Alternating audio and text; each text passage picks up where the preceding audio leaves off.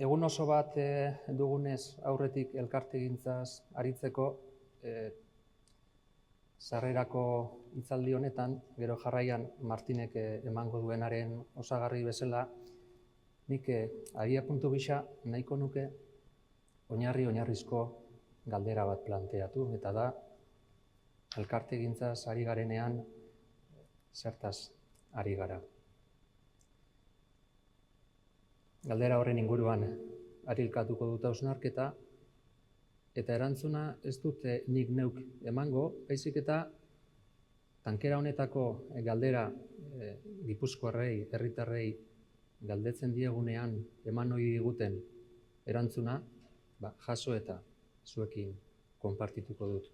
Izan ere, askotan, unibertsitatean eta guk geuk esan ditzakegunen osagarri eta aberasgarri dira herritarrek euren ahotik esaten digutena.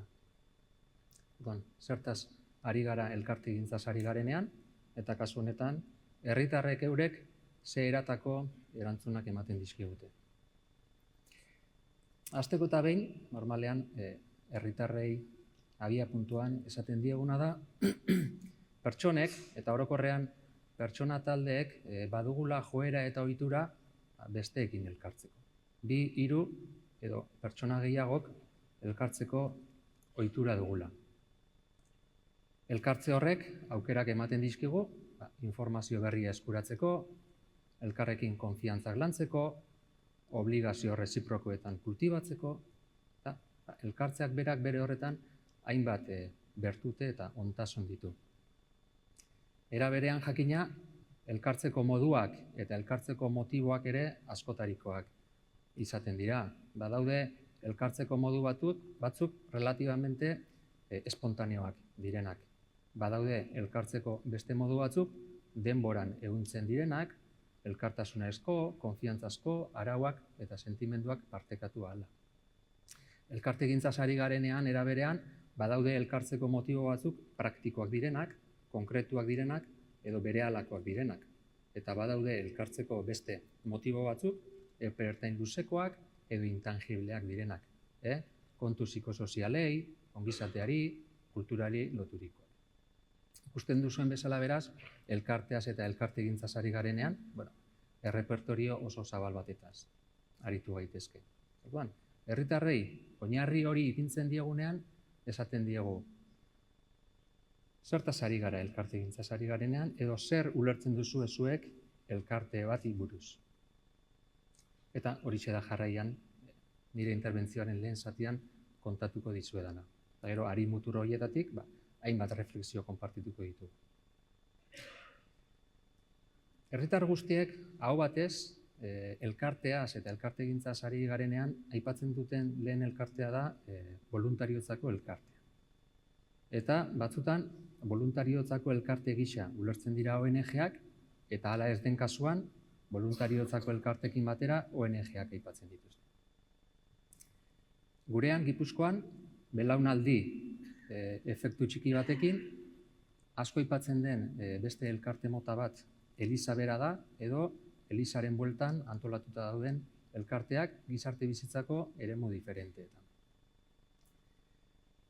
Badaude, elkarte formalekin jarraituz, galdera gisa formulatzen zaizkigunak, baina erantzuna bere baitan dutenak. Eta dira, alderdi politikoak, sindikatuak, enpresa eta enpresa sareak, ikusten duzuen bezala, elkartegintzaren repertorioa pixkanaka zabaltzen goaz, eta hauek eta tankera beretxikoak guztiok ezagutzen ditugunak oso formalak dira.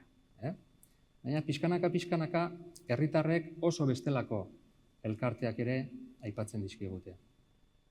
Hoiei, deituko genieke soziabilidade biguna. Orain esplikatuko dit hori zertan datzan. Askotan, guk elkarte gisa kontutan hartzen ez ditugunak, baina gure egunerokoan oso importanteak direnak. Soziabilidade bigunaren adibide oso bat dira lagun arteak. Agian, lehen unean lagun artea ez dugu elkarte bezala ulertuko, baina pertsonak elkartzen diren forma bat dira. Lagun arteak badira jakina adiskidetasunekoak, informalak eta lagun arteak ere badira egonkorragoak, iraunkorragoak direnak. Pentsa, gurean esate baterako kuadrilek daukaten garrantzia, eta zer esanik ez, 70, 70 hamarkadan, kuadrilek elkarte gisa txokoekin eta ze garrantzi eduki zuten etxeko ohiturekin batera gazte askoren sozializazioan. Eta kuadrilekin batera, pandillak eta ere askotan aipatzen dizkigute. Horrelako ejemploak propio ipintzen ditut jabetu gaitezen, askotan elkarte gintzaz ari garenean, tankera honetako elkarteak ez ditugula aipatzen, baina herritarren egunerokoan oso importanteak direla. Eiderrek askotan esaten du gure lurraldeak ipar bezala ongizate integrala eduki behar duela, pertsona guztiontzako ongizate integrala, eta ongizate integral honek iraunkorra eta jasangarria izan behar duela. Eta gaineratzen du ondo egoteaz gain, ondo sentitzea garrantzitsua. Adituek esaten digutena zer da. Zerk sentiarazten du pozik pertsona bat, eta zerk egiten du zoriontsu pertsona bat. Gutxi asko, egitasmo komunen parte sentitzeak, hor parte hartzeak, esker onekoa izateak eta eskuzabaltasunez aritzeak. Hori neurri handi batean lagun artean ere gertatzen da.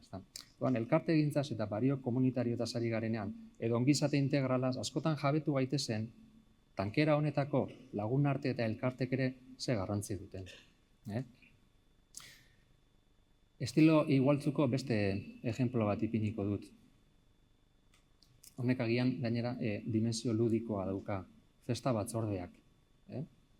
Elkarte gintzaz ari garenean, Gipuzkoaz eta balio komunitarioaz, nekez egingo dugu ganorazko azterketa bat, festa eta festaren bueltan antolatzen diren elkarteak kontutan hartu gabe. Eta hemen inzizio txiki bat egingo dut. 6-8 bat urte, eman genituen nire lagun min batek eta biok, herri txikiei buruzko azterketa egiten Gipuzkoan. Eta tartean harrapatu egintun pandemiak.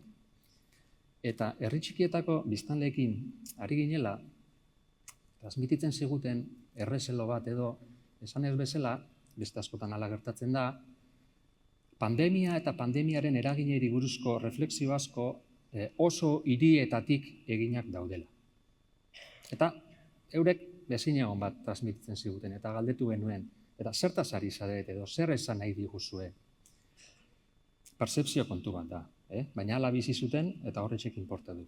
Ejemplo gisa esaten zuten, gure ustez, taberna bat ixteak, hiri batean edo herri txiki batean daukan eragina segurazki diferentea da. Eta esan genien pixkat hori gehiago azaltzeko. Jabetu ginena zen, herri txikiak ere denbora gutxian asko transformatu dira. Gipuzkoako gainontzeko herriak bezala sekularizatu egin dira, individualizatu egin dira. Gipuzkoa gainera mobilidade aldetik, azpiegitura aldetik abantaila handiak ditu lurraldean, enpleguaren transformazio sektorial handi bat eman da. Honek azken batean zer esan nahi du? Herri txikietako biztanleriak ere probabilidade handiak dituela bizi eta lan egiteko ondoko herri eta bailaretan. Eta horren neurri batean, urruntze bat dakar. Eta zerk egiten du gero eta gehiago herri txiki bat komunidade? Herrian daukaten taberna hori irikite egoteak. Edo festaren bueltan lanean aritzeak. Orduan transmititzen zigutena zen, pandemiak, taberna bat edo festa bat bertan bera usteak, komunidade zena ere zartatu egiten zuela. Besteak beste gero eta gehiago, elementu horiek direlako bateratzen dituztena. Orduan, atzera itzuliz. Ari gara zerrenda txiki bat egiten, baina askotan oharkabean pasatzen zaizkigun, tankera honetako elkarteak askotan oso informalak, garrantzitsuak dira. Ongizateaz, komunitateaz ari garenean, eta ikusten duzuen bezala, elkarte formalagoak, informalagoak, nahi beste luzatu ditzakegu. Edo nola ere, badaude, askotan, ihes egiten diguten gutxienez beste bi elkarte. Eta horiek labur-labur azaldu nahiko nituzke. Familia. Eiderrek neurri batean adibide bat ipini du. Baina familiaz ari garenean, Gipuzkoan, familiaz ez ezik, asoziazio familiarretaz ere ari gara. Ze elkarte emankorragoa gure herrigintzan, familia elkarteak baino. Hemen inciso txiki bat egin nahiko nuke, ejemplo gisa jartzeko, baina baita ere gaurkoa bezalako egun batean aitortza bat egiteko. 70. hamarkadan familia batzuek ausardia handiz, hasteko eta behin euren buruari esaten diote euren seme-alabak ez dituztela gehiago etxean gordete edukiko. Eta hasten dira egoera igualtzuan dauden beste familiekin asoziatzen. Eta kezka bat mahai gainean jartzen dute. Baina horrez gain, kezka horri edo premia horri eurak aterabidea ematen ahalegintzen dira. Eta eurak dira asoziatzen direnak, euren seme-alabak elkartzen dituztenak, formatu, edukatu eta laneratu egiten dituztenak, eta hor dago ikaragarrizko adibidea. Gure jakina, kasu horrek ibilbide bat eduki du, gaur egun Gipuzkoan gureak buruz ari naiz. Enpresa eredugarria da, baina hastapenean dago jarrerako motibo bat. Ausardia bat, premia bat identifikatzea, hirugarrenei eskean joan gabe eurak arduratzea elkarrekin erantzunkizunez gaiari aterabide emateko, ez eta gero, horrek bere bilakera dauka. Jabetu gaitezen, elkartegintzaz ari garenean askotan familiak eta asoziazio familiarak zeinen garrantzitsuak dira. Eta ipiniko dut azkeneko ejemplo bat. Guk herritarrei galdetzen diegunean, zuk elkarteren batean parte hartzen alduzu, erantzunak ematen dituzte, eta erantzunak dira, parte hartzen dut, parte naiz baina ez dut parte hartzen, baina berehala jabetzen zara, badagoela elkarte oso importante bat ez duguna kontemplatzen. Esplizituki esaten diegunean, baina zuk kirol elkarte batean parte hartzen alduzu, eta bapatean erantzunak aldatu egiten dira. Horrek esan nahi du batetik, askotan kirol elkarteak ez ditugula elkarte gisa kontemplatzen, edota ez garela jabetzen elkarte baten parte garela. Beraz, tipologia pixkat zabaltzen goaz. Kirol elkartea propioa aipatzen ditut, ez soilik parte hartze tasak konparatiboki altuagoak direlako, baizik eta adituek esaten dute kirol elkarteek konparatiboki badaukatela abantaila bat. Zergatik, probabilistikoki, beti ere probabilistikoki, aukerakoa delako kirol elkarte batean norbera ez den bezalako pertsonekin topo egiteko. Honek zer esan nahi du azken batean. Elkarte asko badaudela afinidaderen batengandik elkartzen gaituztenak. Afinidade ideologikoa, morala, erligiosoa, soziala, eta hori oso importantea da. Baina egon daitezke beste elkarte batzuk, kirol elkarteak esate baterako, probabilistikoki, zu ez bezalakoekin topo egiteko aukera ematen dizutena. Eta hildo honetatik, aditu askok esaten du esate baterako, kirolak, ontasun fisikoaz gain, bertute zirikoetan entrenatzen laguntzen digola. Zergatik, gu ez bezalakoekin topo egiten dugun heinean, bestearekiko tolerantzia eta aitortza kultibatzen ditugula. Hau dira ejempla, besterik. Badakit norbaitek esango didala, kirol elkarte bat homogeneoa baldin bada, lehiako kontestu batean, gizarte pluralistan, hori oso arriskutsua dela. Jakina. Baina, kirol elkarteak adibidean badira jabetzeko, badaudela elkarte batzuk, probabilistikoki heterogeneoagoak direnak, eta horrek pertsona bezala kultibatzeko ere laguntzen digutela. Hauxe da, gutxi gora bera guk herritarrei galdetzen diagunean elkartegintzaz ari garenean, ateratzen zaigun tipologia. Nire helburua jakina ez da zerrenda esaustibo bat egitea, baizik eta ikusaraztea elkartegintzaz ari garenean agian uste baino gauza gehiagotaz aritu gaitezkeela.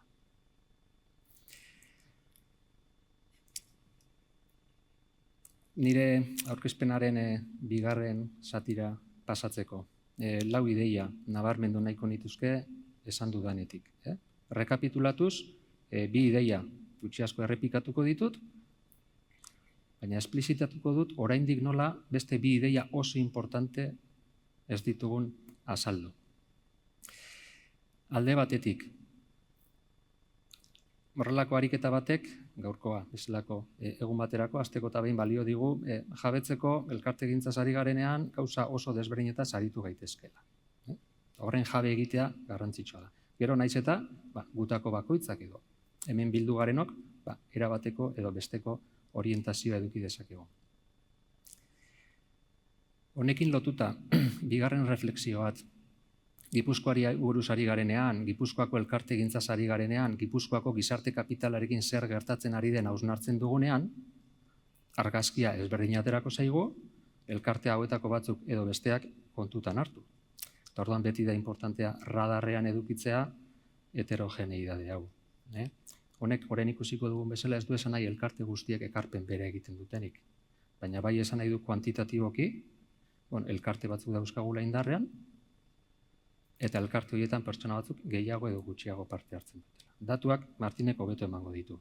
Baina, elkartegintzaz ari garenean beraz, definitu egin behar da zertaz ari garen, horrek Gipuzkoari buruzko argazki bat edo beste aterako digulako. Ezen agian, elkartegintza gauza bat da, balio komunitarioak beste bat, eta ondo sentitzea hirugarren bat, eta hiruen artean harremanak egon daitezke, edo ez. Baina edo nola ere gutxi asko uste dut esaten ari naizen hau erraz ulertzen dela. Segun eta zer ulertzen dugun elkartegintzaz, Gipuzkoari buruzko argazki bat edo beste aterako dugu. Horraino oso sinplea da. Orain, gustatuko litzaidake labur-labur, segurazki interventzioko bi ideia importantenak azaleratzea. Zen hitz egin dudan guztian, ez dugu oraindik hitzerdirik egin. Lehenengoa, eta hau gutxienik esan da utzi nahiko nuke. Pertsona guztiok ez dauzkagu aukera berak, gaitasun berak eta baliabide berak pertsonekin elkartzeko edo elkarte bat sortzeko. Eta beraz, gure buruari beti esan behar digu argazki bat egiterakoan, ez soilik zeintzuk elkarte dauzkagun, baizik eta zeintzuk elkarte potentzial ez dauzkagun. Zergatik diot hau, ikerketa guztiek esate baterako erakusten dutelako, elkarteen sorreran eta elkarteetan parte hartzean ikasketa mailak efektu handi bat sortzen duela. Honek bestera batera esan nahi du, lurraldean diagoen ikasketa mailak probabilidadeak handitzen dituela edo gutxitzen dituela zuk elkarte batean parte hartzeko. Gipuzkoak, zorionez, bi belaunaldi eskasean oso modu azeleratuan goi mailako ikasketak ekarri ditu lurraldera, eta beraz, gero ikusiko den bezala, horrek erraztu egiten du elkarteetan parte hartzea. Baina kontuz, ikasketa mailak sesgoa baldin badauka esan nahi du, badaudela potentzialki pertsona eta pertsona talde batzuk, zailtasun gehiago dituztenak konparatiboki elkartegintzan parte hartzeko. Baina era berean ikasketa mailaren efektuak entzen baldin badugu, ikusten duguna da elkartegintzan eta berezik area batzuetan genero arrakala bat dagoela. Eta hori zaindu egin behar da. Baina hori gutxi ez dela, horri oso nabarmen gero eta gehiago gaineratzen zaio jatorriaren garrantzia. Jatorriak efektu bat dauka. Orduan, Gipuzkoako gizarte kapitala eta elkartegintza aztertzen ari garenean, beti esan diezaiogun geure buruari, ez soilik zeintzuk parte hartzen duten, baizik da zeintzuk ez duten parte hartzen eta zergatik. Hori behintzat esan da, gera dadila refleksio orokor bat eta gero radiografia bat egiterakoan. Eta laugarren puntua. Eta laugarren puntuari denbora pixkat dedikatuko diot. Eta da, elkartegintzaren eta gizarte kapitalaren dimensio kualitatiboa. Ze orain arte, gehiago edo gutxiago, aritu gara tipologia bat egiteaz, ze elkartetan ze pertsonak parte hartzen du, elkartegintzak gora egin du, baina afiliazioak ez, horrek besteak beste erakusten du, elkarte batean parte hartzen duen pertsonak probabilidadeak dauzkala bigarren, hirugarren batean parte hartzeko. Aurreko bi hitzartzeetan ere hitz egin da belaunaldi arrakalaz. Eta horiek refleksio importanteak dira. Baina jabetu behar dugu gauz horietaz hizketan ari garenean, oraindik ez garela elkarte horien zertarakoari buruz hizketan ari. Eta gizarte baten lurralde garapenean, jakina elkarteak eta elkarte kopuruak garrantzitsuak direla, baina hori bezain garrantzitsua da balio komunitarioetaz, kultura demokratikoaz edo gizarte integralaz ari garenean, elkarte horien zertarakoaz ere reflexionatzea.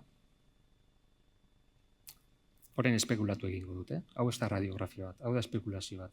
Agian dauzkagu lurraldean elkarte batzuk esklusiboki helburutzat dutenak euren egitura bizirautea. Edo eskuen dituzten interesak maximizatzea. Edo dira elkarteak oso homogeneoak. Ez daukatena joera ondirik besteekin asoziatzeko. Edo inkluso dira agian elkarteak ez dituztenak balio zibikoak herri bideratzen.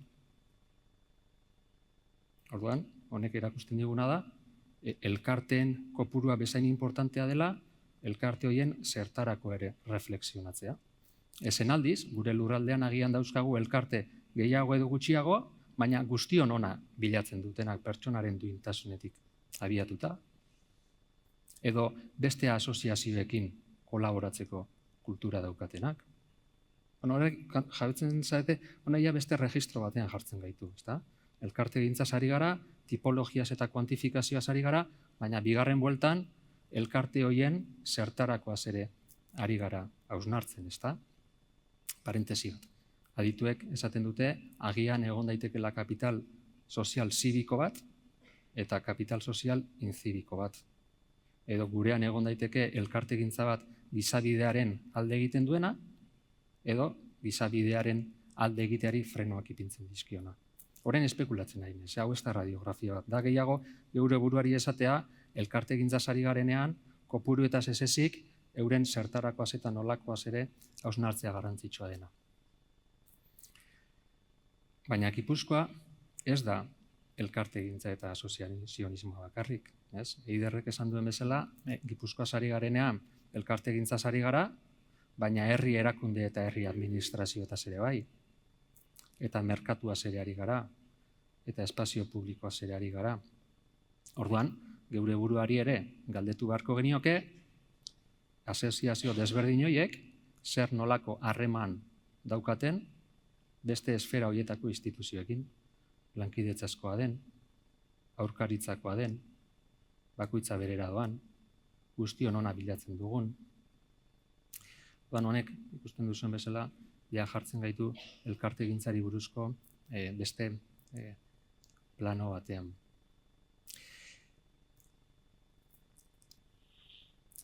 Orain, egin dudan reflexio guztitik, beraz, tipologia bat, kuantifikazio bat, eta pixkanaka jabetzea, nola elkartegintzaz ari garenean, elkartegintzaren zertarakoaz hausnartzea garrantzitsua den, azkeneko hitzartze bat, orain bai, Gipuzkoatik gehiago pentsatuta. Agian, nire interventzioko sesgorik handiena atal honek edukiko du. Bai Maitenak eta bai Eiderrek aipatu dute izanaren garrantzia, gure aurrekoen legadoa, gizabidea. Ikuste dut, labur-labur guztiontzat elkartegintza birsortzeko eta Gipuzkoak aurrera egiteko badaudela gure aurrekoen legadotik ikasita oinarrizkoak diren lau ideia. Edo bintzat, niretzat oso lagungarriak direnak.